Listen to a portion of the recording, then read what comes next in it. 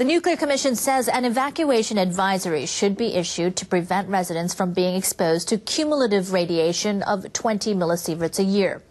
The government has also told residents living within 20 kilometers of the power plant to evacuate. Those 20 to 30 kilometers away have been told to stay indoors.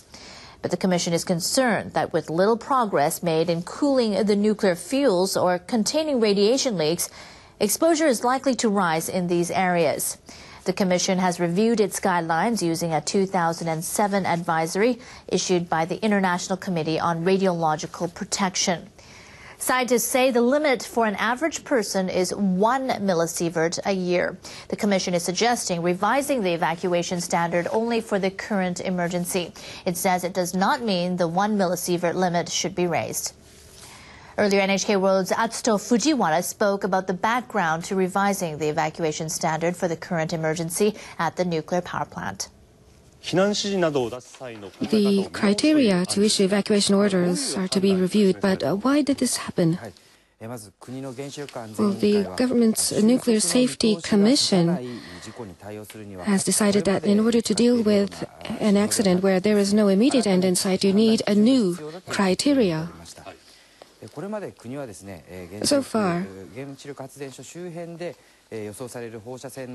based on the anticipated radiation level in the surrounding area, the government has been issuing evacuation orders or stay indoors order. And right now, we have the evacuation order in the 20-kilometer radius from the nuclear power plant, where 50 millisievert of radiation was expected, and from 20 to 30-kilometer radius is the stay indoors area, where more than 10 millisieverts of radiation was expected. However, this assumption is based on the fact that large amounts of radiation may be dispersed over a short term. However, this accident occurred on March 11th already. More than 3 weeks have passed. And although the radiation coming out into the atmosphere is on a declining trend, the accident itself has not been resolved yet. So the NSC has decided that using this criteria alone may not be enough. Now they have looked at the ICRP, or the International Commission on Radiological Protection's criteria. In an ordinary situation, the general public should limit exposure to radiation to 1 millisievert. That is the criteria. And however, in a severe situation, that limit should be from 20 to 100 millisieverts. But now this is the most severe case. So this should be limited to 20 to 100, and in a recovery period it should be limited to 1 to 20 millisieverts per year. Now this 20 to 100 millisieverts, 20 millisieverts is a level believed to be a level that will not cause a severe radiation injuries. But it doesn't mean that it is okay to be exposed to 20 millisieverts. It is saying that you should limit it and keep it within this. Now how will the reaction of the government change with this? The evacuation and stay indoors zone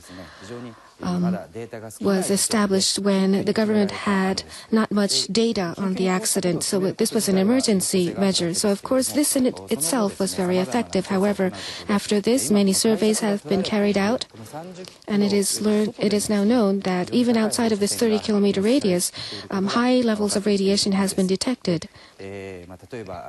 For example, in the past 10 days, in the stay indoors area, of course, I said it, the limit was 10 millisieverts, but even in this area, there are areas that has already exceeded this 10 millisieverts. And meaning that over the longer term, these areas may have exposure to radiation more than 20 millisieverts on a cumulative basis. And of course, staying indoors will hamper people's daily lives. Therefore, the NSC is saying that in these areas, the stay indoors order should be changed to an evacuation instruction. And of course, when there's a change in the instruction, it may cause confusion. Therefore, the government should explain fully beforehand to the community to ask for the understanding of the public before they move on to taking more drastic measures.